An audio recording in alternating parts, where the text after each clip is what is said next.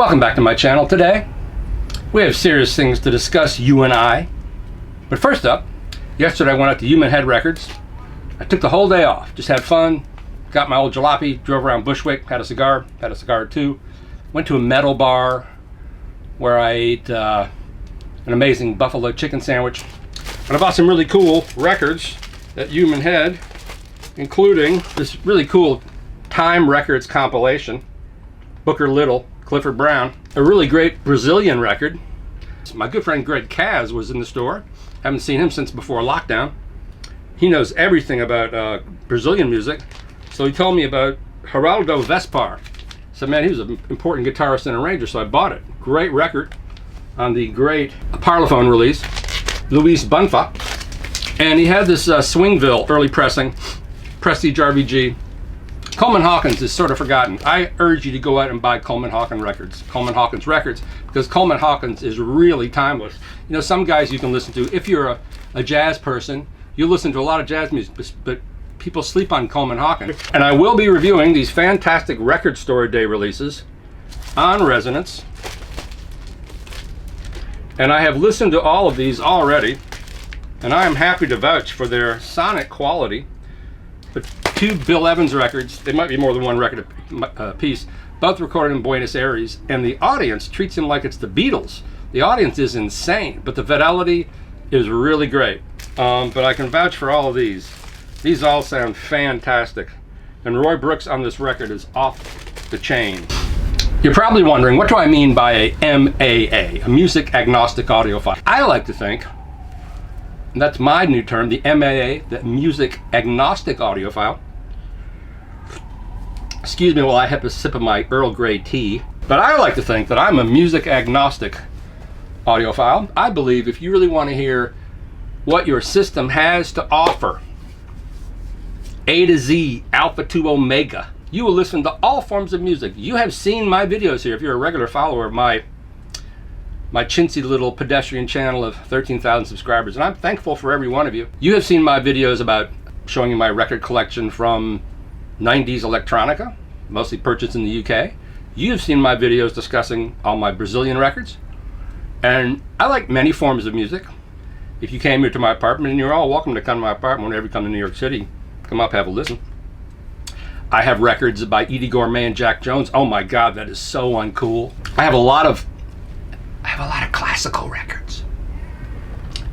Not as many as John DeVore, but I have a lot of classical records. And I have a lot of jazz records. In fact, I mostly have jazz records. I even have a separate rack for all my avant-garde free jazz records.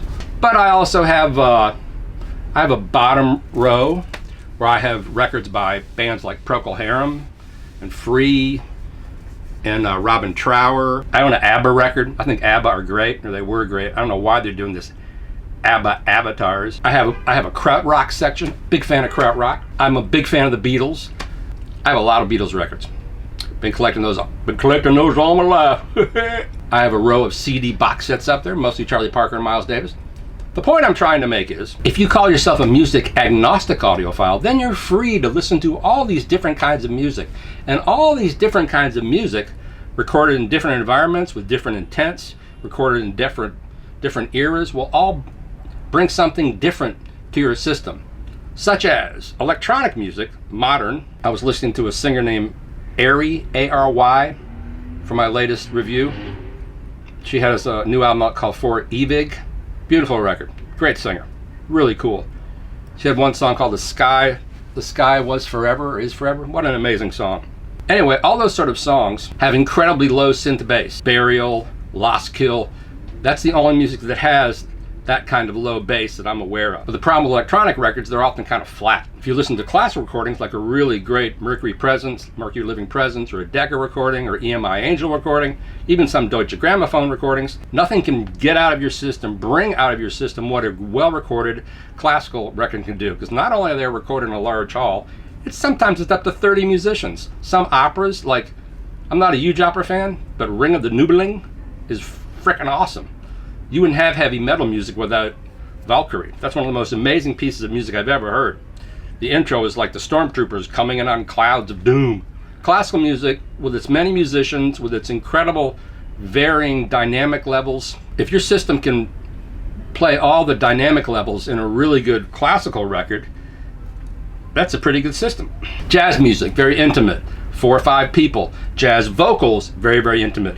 Get a great Ella on Verve, or even a Norah Jones record, Diana Krall. I don't really care for those two singers, but there's a purity in a jazz vocal you don't hear in anything else. There's a certain creaminess. Cecile McLaurin-Salvant is the modern day Ella Fitzgerald in a way, but she's also just a dynamic composer and individual. She is one of the most powerful performers coming out of the jazz canon I've heard of in years.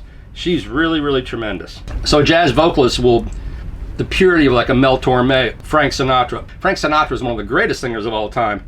And the more you listen to Frank, the more you understand what he did, the way he controlled the orchestra. He wasn't just some guy taking orders. He was controlling the orchestra. He knew exactly what he wanted. You know, you hear a purity in his voice. So a jazz combo is very, very immediate.